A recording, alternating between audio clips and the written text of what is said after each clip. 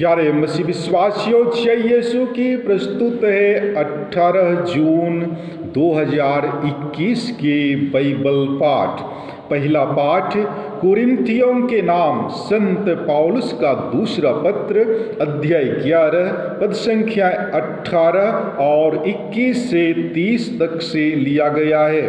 पाठ का मुख्य वाक्य है, इन बातों के अतिरिक्त सब कलीसियाओं के विषय में मेरी चिंता बनी रहती है।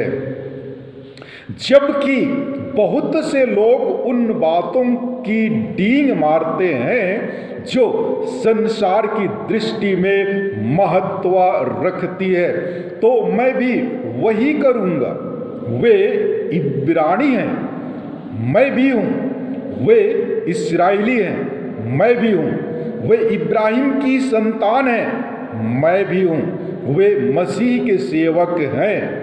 मैं नादानी की झोंक में कहता हूं कि मैं इस विषय में उनसे बढ़कर हूं। मैंने उनसे अधिक परिश्रम किया, अधिक समय बंदगृह में बिताया और अधिक बार कोड़े खाए। मैं बारंबार प्राण संकट में पड़ा। यहूदियों ने मुझे 5 बार एक कम 40 कोड़े लगाए।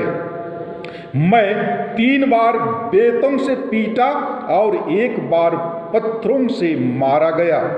3 बार ऐसा हुआ कि जिस नाव पर मैं यात्रा कर रहा था वह टूट गई और 1 बार वह रात और दिन भर खुले समुद्र पर इधर उधर बहती रही।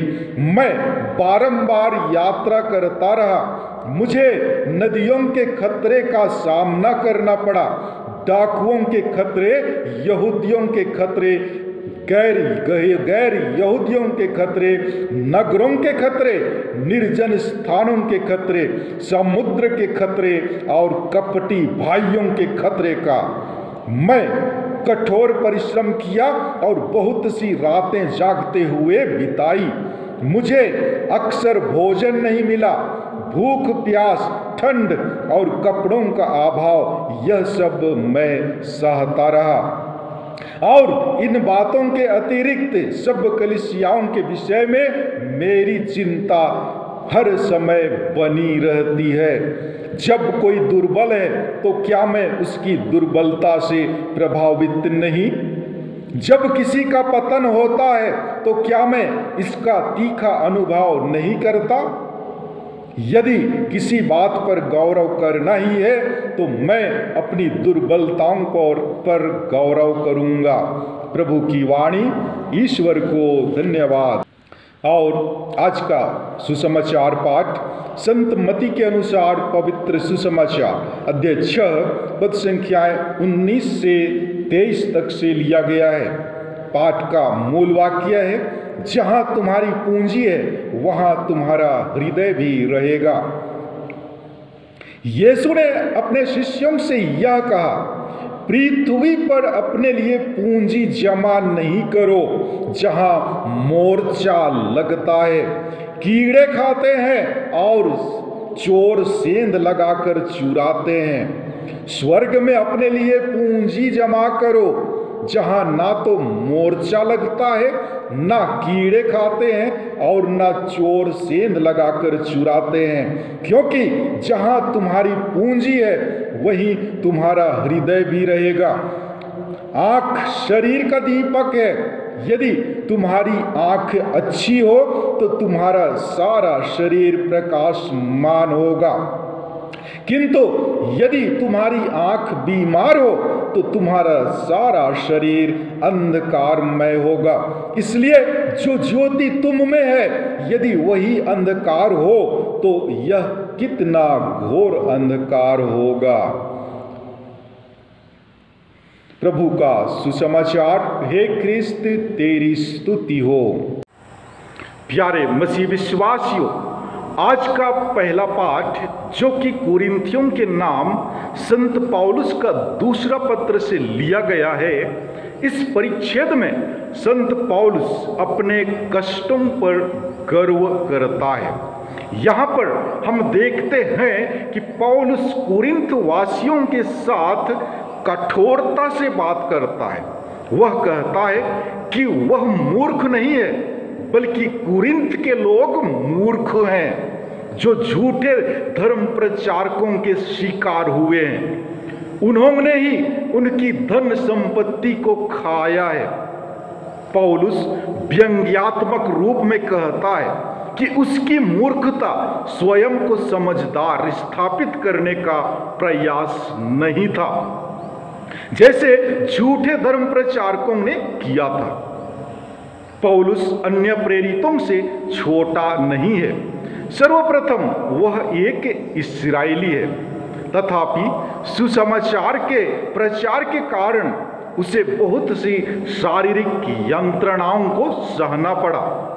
एक बार जिस नाव पर यात्रा कर रहा था वह टूट गई और पूरे 24 घंटे खुले समुद्र पर इधर उधर बहती रही। कई बार उसे लंबी यात्राएं करनी पड़ी तथा इन यात्राओं के दौरान उसे डाकुओं और कपटी भाइयों द्वारा आघात का सामना करना पड़ा था। इसी प्रकार की कई विकट परिस्थितियों का सामना पौलुस ने अपने जीवन में किया।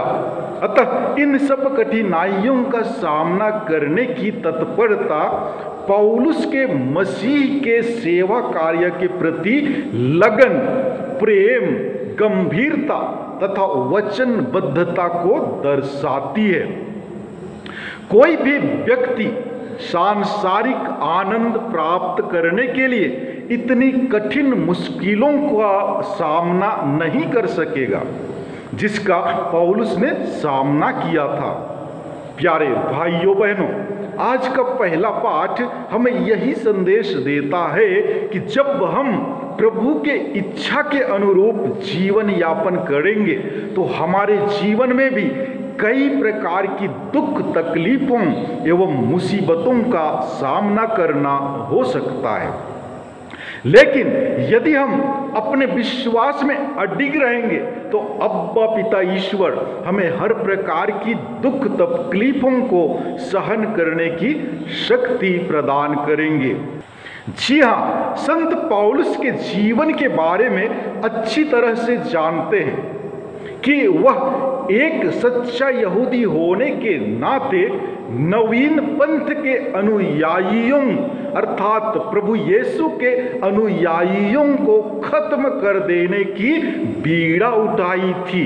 लेकिन मन परिवर्तन होने के बाद वह पूर्ण लगन के साथ प्रभु यीशु के सुसमाचार का प्रचार करने लगा। उस दौरान उसे कई प्रकार की दुख तकलीफों का सामना करना पड़ा, जैसे कि हमने आज के पहले पाठ में सुना। हमें भी प्रभु अपने मिशन कार्यों को आगे बढ़ाने की जिम्मेवारी सौंपी है। आज हमें मनन चिंतन करने की आवश्यकता है कि हम उनके द्वारा सौंपे गए कार्यों को किस प्रकार से कर रहे हैं। और आज के सुसमाचार पाठ के द्वारा प्रभु यीशु हमें सांसारिक धन की क्षण भंगुरता के विषय में बतलाते हुए कहते हैं कि पृथ्वी पर अपने लिए पूंजी जमा नहीं करो जहां मोर्चा लगता है, कीड़े खाते हैं और चोर सेंध लगाकर चुराते हैं। प्यारे मसीह विश्वासियों, धन अपने आप में बुरा नहीं है बल्कि अच्छा है, क्योंकि ये हमारी भौतिक भलाई के लिए दिया गया ईश्वर का वरदान है। धन दौलत के अभाव में मनुष्य का जीवन दूभर हो जाता है, लेकिन जब मनुष्य धन का सही अर्थ में प्रयोग नहीं करता है तो धन मनुष्य पर राज्य करने लगता है। जब मनुष्य धन का उपयोग सही मायने में नहीं करता है तो धन मनुष्य का उपयोग करने लगता है। अतः धन को ईश्वर की प्राप्ति में बाधक नहीं बल्कि साधक बनना चाहिए। धन दौलत को ईश्वर का स्थान नहीं लेना चाहिए। जी हाँ, जब दौलत ईश्वर का स्थान लेता है तो मनुष्य ईश्वर को भूल जाता है और धन संपत्ति को भगवान मान लेता है। साथ ही साथ एकत्रित धन का उपयोग यदि गरीबों, बेसहारों, पद दलितों आदि की सेवा में लगाया जाए तो इससे बढ़कर क्या परोपकार हो सकता है। ऐसा करने से ईश्वर की महिमा और अधिक होगी। अतः हम अपने जीवन में धन की कीमत एवं उसके महत्व को समझें तथा उसकी क्षणभंगुरता को भी समझने की कोशिश करें। बेईमानी, चोरी, बदमाशी या गलत तरीके से धन कमाने की बुरी आदत को छोड़ दें। ईमानदारी और कठिन परिश्रम से कमाए हुए धन का सदुपयोग करें। व्यर्थ फिजूल खर्च में ना जाएं, जैसे नशापान, भोग विलास आदि में खर्च ना करें। जितना संभव हो उतना अधिक कमाएं, किंतु इसका प्रयोग अपनी आवश्यकता पूर्ति और दूसरों की भलाई में करें। इस पृथ्वी पर अपने लिए धन से पुण्य, प्रशंसा कमाएं और स्वर्ग में अनंत जीवन की पूंजी जमा करें। जी हाँ, धन दौलत के साथ साथ ईश्वर को भी अपने दिल में, अपने घर में जगह दें। ईश्वर आपको इसके लिए मदद करे। आमीन। विदा लेने से पूर्व आपसे अनुरोध है, यदि आपने मेरा चैनल सब्सक्राइब नहीं किया है तो कृपया सब्सक्राइब एवं शेयर करें। धन्यवाद। कल पुनः मिलेंगे, तब तक के लिए अलविदा।